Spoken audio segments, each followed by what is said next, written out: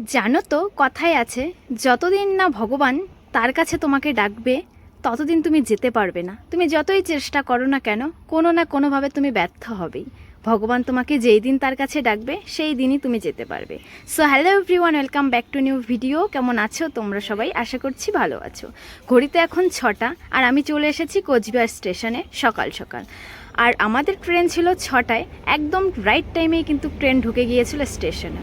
তারপরে কিন্তু ট্রেনে চেপে পড়লাম। এবার আমরা যাচ্ছি ধান ক্ষেতের মাঝখান দিয়ে। এই ট্রেনটা সকাল 6টায় ছাড়ে আর শিলিগুড়িতে পৌঁছায় প্রায় এই 11:30-11টায়। আর এই ট্রেনটাতে আমার জার্নি করতে ভীষণই ভালো লাগে, কারণ ট্রেনটা ভীষণ প্রকৃতির মাঝখান দিয়ে যায়। চারিদিকে গাছপালা, নদী, পুকুর সব কিছুর মাঝ দিয়ে কিন্তু ট্রেনটা যাচ্ছিল। আর সকাল সকাল প্রকৃতির এই অপূর্ব দৃশ্য দেখতে সত্যিই ভীষণ ভালো লাগছিল। আর দেখো, যেহেতু শরৎকাল পড়েই গেছে, এর জন্য কিন্তু আকাশের মেঘগুলো ভীষণ সুন্দর নিজেদের মতন ঘুরে বেড়াচ্ছে।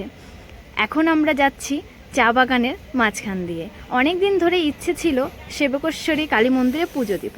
যখনই পাহাড়ে যাই, ওই সেবক হয়ে যখনই যাই, তখনই মনে মনে ভাবি কবে যে মার কাছে এসে পুজো দিতে পারবো।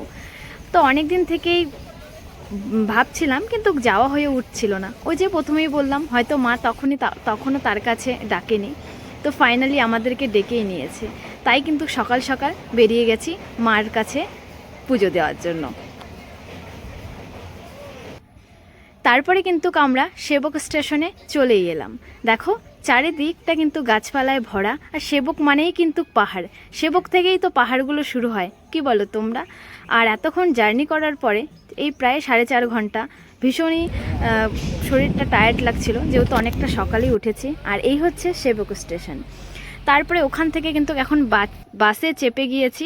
বাসে করে এবার যাব মন্দিরে। দেখো, মন্দিরের প্রায় কাছে চলে এসেছি। এই সেই মন্দির, এতদিন থেকে শুধু বাইরেটাই দেখতাম, ভিতরে যাওয়া হয়ে ওঠেনি কখনো। ফাইনালি আজকে চলে এসেছি। তো এখান থেকে মাকে পুজো দেওয়ার জন্য একটু ডালাতে নিয়ে নিলাম ফুল, মিষ্টি, ধূপকাঠি, মোমবাতি সব কিছু নিয়ে এখন মার কাছে যাব। তবে বলে রাখছি, তোমাদের কিন্তু মাকে আমি দর্শন করাতে পারবো না, কারণ ওখানে ভীষণ কড়াকড়িভাবে বলাই আছে মোবাইলের একদম অ্যালাউ নেই। আর ওখানে মন্দিরে যাওয়ার পরেও কিন্তু মোবাইলটা বের করতে দেয় না। তবে এটা আমার ভীষণই ভালো লেগেছিল। মায়ের কাছে যাও, মাকে মন ভরে দেখো, পুজো দাও, চলে এসো।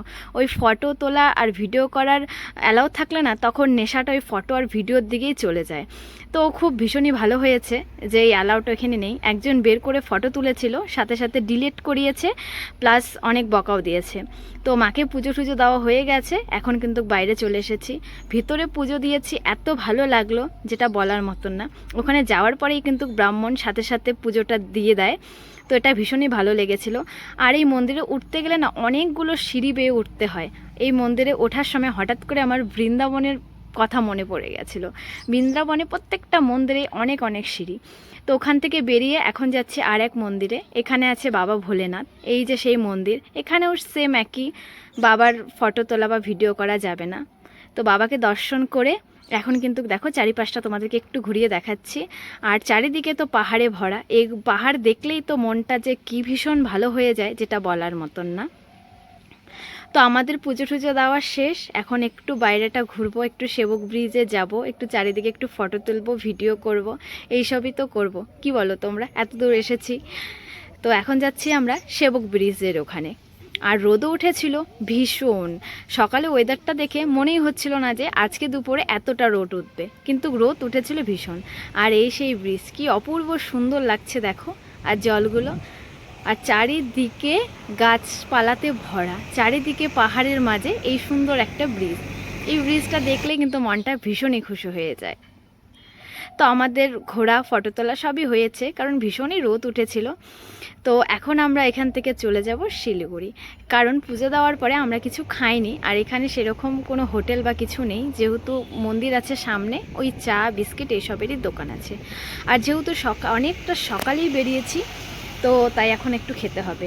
তোমরা যদি চাও কেউ সেবকেশ্বরী মন্দিরে পুজো দিতে, তাহলে কোচবিহার স্টেশন থেকে ডেমো যে ট্রেনটা আছে 6টা নাগাদ, সেটাতে উঠে পড়বে। ওখানে তোমাকে 10:30 কি 11:15 নাগাদ নামিয়ে দিবে। নামানোর পরে ওখান থেকে 20 টাকা করে বাসে ভাড়া নেবে, একদম মন্দিরের সামনে নামিয়ে দিবে। তারপরে আবার ওখানে কিন্তু ওই ট্রেনটা আবার ব্যাক করে 12:30টার দিকে, আবার আরেকটা আছে 4টার দিকে। তোমরা যে কোনো টাইমিং চলে আসতে পারো। তারপরে ওখান থেকে কিন্তু আমরা বাসে চেপে একদম সোজা শিলিগুড়ি চলে এসেছি। এখানে এসে দুপুরের লাঞ্চটা করে নিলাম, তারপরে এবার মার্কেটে এসেছি, একটু মার্কেটিং করব। করা ঠরা শেষ, এখন আমরা ওখান থেকে চলে এসেছি এনজেপি স্টেশনে। এখানে ট্রেন ধরে এখন আমাদের বাড়ি ফেরার পালা। তো ভিডিওটা কেমন লাগলো অবশ্যই কমেন্ট বক্সে কমেন্ট করে জানিও। ভালো লাগলে কিন্তু লাইক কমেন্ট করতে একদম ভুলো না। তোমরা কারা কারা গিয়েছো সেবকেশ্বরী মন্দিরে পুজো দিতে অবশ্যই কমেন্ট করো, তোমাদের কতটা ভালো লেগেছে সেটাও বলো। তো আসার সময় দেখছিলাম যে বৃষ্টিও নেমে গেছে, তো এই ওয়েদারটা কিন্তু ভীষণই এনজয় করতে করতে আমরা ট্রেনে করে এসেছি। তো টাটা সবাইকে, সবাই ভালো থেকো, সুস্থ থেকো, সাবধানে থেকো। দেখা হচ্ছে নেক্সট কোনো ভিডিওতে। বাই।